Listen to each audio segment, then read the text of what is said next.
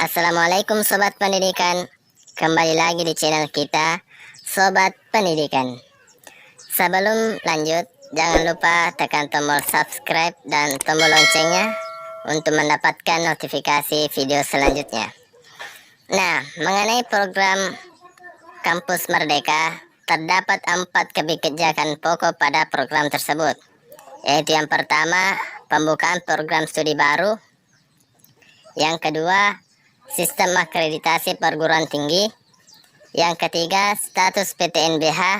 Dan yang keempat yaitu hak 3 semester belajar di luar program studi. Nah, simak diskusi Menteri Pendidikan Nadiem Makarim bersama dosen dan mahasiswa berikut ini.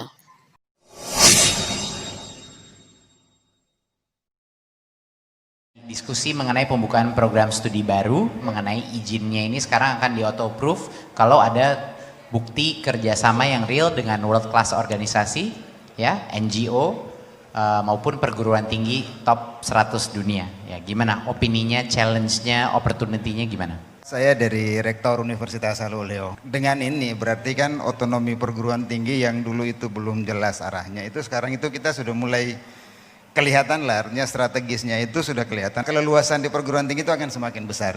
Iya, kalau saya sebagai dekan senang sekali gitu karena saya membawai prodi-prodi di seni rupa itu perkembangannya sangat pesat. Menurut saya bagus sih, jadi kita sebagai mahasiswa juga bisa berkolaborasi dan saya bisa mendapatkan ilmu-ilmu baru dari bidang lain gitu dan bisa diterapkan di bidang saya gitu. Ini kita akan diskusi mengenai akreditasi, ya, di mana akreditasi ini sekarang pindah kepada jalur yang lebih voluntary, lebih mengarah kepada standar internasional yang diterima setara dengan A. Prodi-prodi dan juga perguruan tinggi yang belum terakreditasi bisa lompat di antrian. Silakan minta komennya, tanggapannya. Saya sangat menyambut baik kebijakan tersebut karena saya rasa yang selama ini tuh banyak dosen-dosen yang terlalu fokus pada akreditasi. Jadi dengan adanya perpanjangan term dari akreditasi dan sistemnya voluntarily ini, nanti dosen-dosen itu akan semakin fokus pada pembelajaran. Saya boleh tanya nggak, bagi mahasiswa, kelihatan dosen itu terfokus kepada akreditasi itu kelihatannya dari mana? Sering tidaknya masuk kelas. Sampai nggak masuk kelas ya? Bagi saya sebagai pengelola perguruan tinggi, soal akreditasi ini menjadi sangat penting karena beban administrasi menjadi berkurang signifikan. Sehingga kesempatan energi dan waktu itu lebih banyak untuk meningkatkan mutu di satu sisi. Dan itu imbasnya langsung kepada mahasiswa. Saya terima kasih buat Pak Menteri karena ini kebijakan yang spektakuler. Kepala sakit saya jadi berkurang. Bahkan hilang sama sekali Pak. Terima kasih Pak Menteri. Kondisinya begini Pak Menteri. Perguruan tinggi kita di Indonesia ini berjuang kejar akreditasi sampai lupa meningkatkan kualitas. Padahal akreditasi seharusnya buat kualitas, iya, kan? Betul, buat mutu. betul. Iya. Saya lihat ini satu langkah yang sangat maju sekali. Perguruan tinggi akan berjuang untuk menunjukkan bahwa come to my university, you can prove it for yourself, begitu. Dia akan berjuang untuk menaikkan kualitasnya dan penjaminan mutu internal akan menjadi keharusan di dalam semua perguruan tinggi.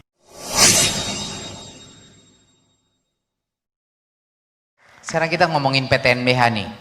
Yang arah kebijakannya adalah untuk melonggarkan aturan untuk kriteria untuk menjadi PTNBH. Biar bagi yang Satker dan BLU punya kesempatan untuk bisa menjadi PTNBH kalau mereka mau. Gimana opininya?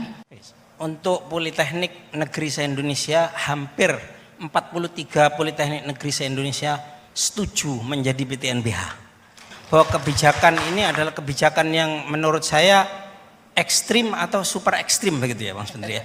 Jadi tapi ini bagus sehingga nanti Politeknik ini bisa bergerak kerjasama dengan dunia industri, kemudian bisa bersifat komersial dan yang penting kan tidak merugikan bangsa begitu kira-kira.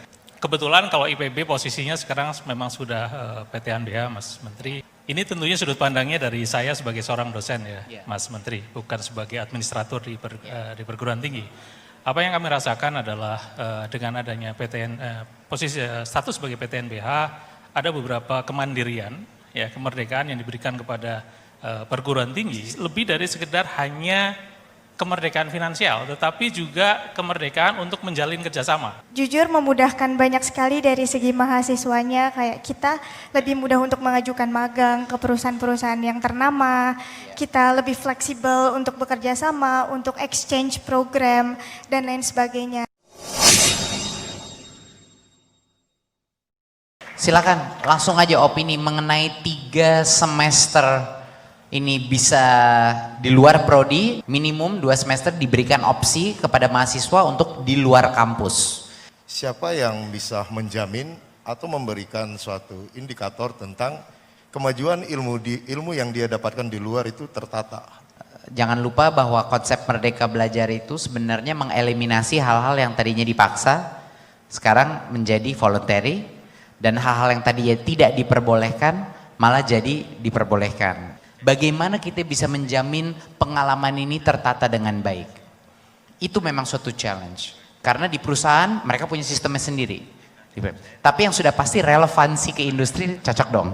Itu nggak bisa dipungkiri. Malah pertanyaannya adalah apa yang memastikan atau menjamin bahwa penataan di kampus itu relevan untuk hidup ke depan. Jadi saya lempar kembali. Mungkin tertata dengan baik.